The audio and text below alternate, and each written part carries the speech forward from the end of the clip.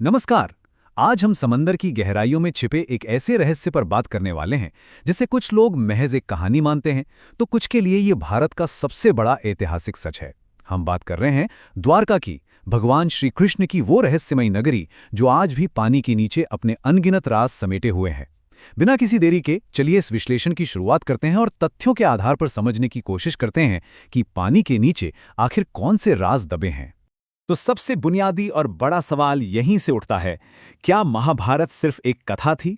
क्या ये पूरा महाकाव्य केवल कल्पनाओं का हिस्सा था, या फिर इसका असली सच हजारों साल बाद आज भी समुद्र के तल में कहीं मौजूद है?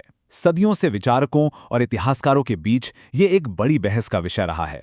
आज हम इन्हीं परतों को खोलने वाले हैं और देखेंगे कि विज्ञान इस बारे में क्या कहता है।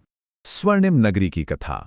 महाभारत और हमारे प्राचीन हिंदू ग्रंथों के अनुसार इस अद्भुत कहानी की शुरुआत एक नई और बेहद भव्य बस्ती के बसने से होती है।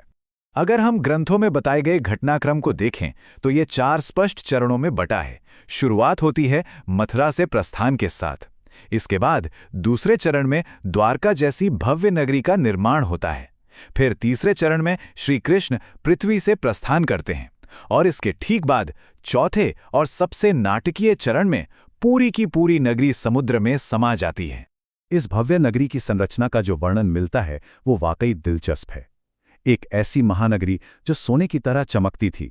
इसमें विशाल महल थे, रहस्यमयी रास्ते थे और बताया जाता है कि इसका निर्माण स्वयं देवताओं के वास्तुकार विश्वकर्मा जी ने किया था। ये सच में हैरान करने वाली बात है कि उस प्राचीन काल में इतना विकसित महानगर मौजूद था। लेकिन उस स्वर्णिम चमक का अंत बहुत ही त्रासदीपूर्ण था। ग्रंथों में इस टर्निंग पॉइंट का जो वर्णन है वो किसी फिल्म के सीन जैसा लगता है, जैसे समुद्र ने पूरी एक सभ्यता को ही निगल लिया हो। एक ही पल में वो गौरवशाली शहर एक अंडर वाटर खंडहर में तब्दील हो गया। मिथक से हकीकत तक 1980 के दशक की खोज।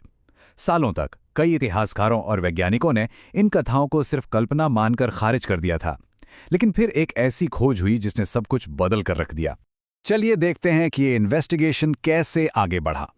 1980 के दशक में गुजरात के समुद्री तट के पास एक रिसर्च शुरू हुई। जब रिसर्चर्स ने सोनार और अंडर वाटर कैमरास जैसी आधुनिक तकनीक की मदद से समंदर की गहराइयों को मापा, तो उन्हें कुछ ऐसा मिला जिसने पूरे देश को चौंका दिया। उन अंडर वाटर कैमरोस और सोनार ने जो तस्वीरें कैद की वो हैरान करने वाली थीं। पानी के नीचे पुरानी पत्थर की दीवारें, पत्थरों से बने चौड़े रास्ते, विशाल खंबे और बिल्कुल किसी शहर जैसी आकृतियां मिली। और सबसे बड़ी बात, ये सारे अवशेष बिल्कुल उसी जगह पर मिले जहां ग्रंथों में द्वारका के होने का सटीक वर्णन था। 9000। जब कुछ विशेषज्ञों और पुरातत्ववेदों ने इन अवशेषों का अध्ययन किया तो एक बेहद चौंकाने वाला आंकड़ा सामने आया।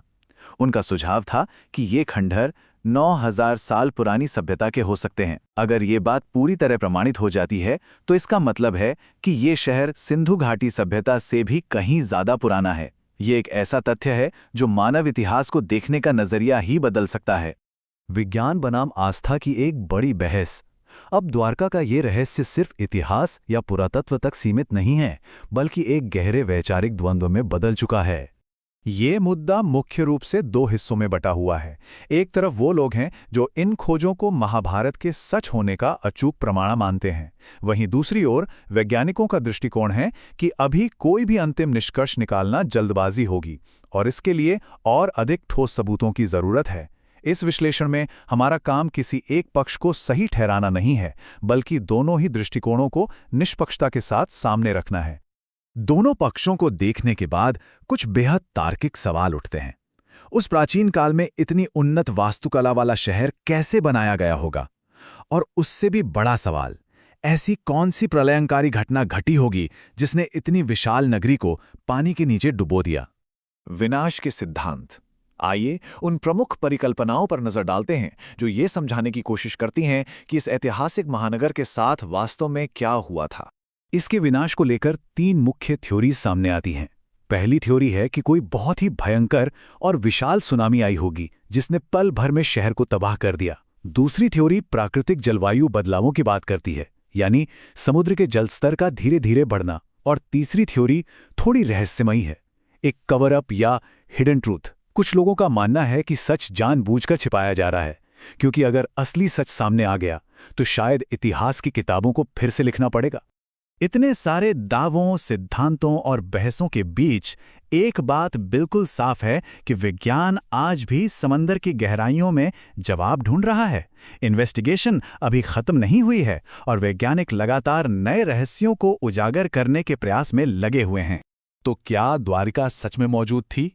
क्या वो रहस्यमयी स्वर्ण नगरी आज भी समंदर के नीचे अपने अनगिनत राज समेटे हुए हैं? इस सवाल का कोई अंतिम जवाब भले ही अभी तक ना मिला हो, लेकिन इसने जानने और समझने की हमारी इच्छा को एक नई दिशा जरूर दी है। इस अनसुलझे रहस्य के हर पहलू को खंगालने वाले इस विश्लेषण में बस इतना ही। उम्मीद है इससे सोचने का एक नया और दिलचस्प नजरिया मिला होगा। इस सफर में साथ जोड़ने के लिए बहुत बहुत धन्यवाद।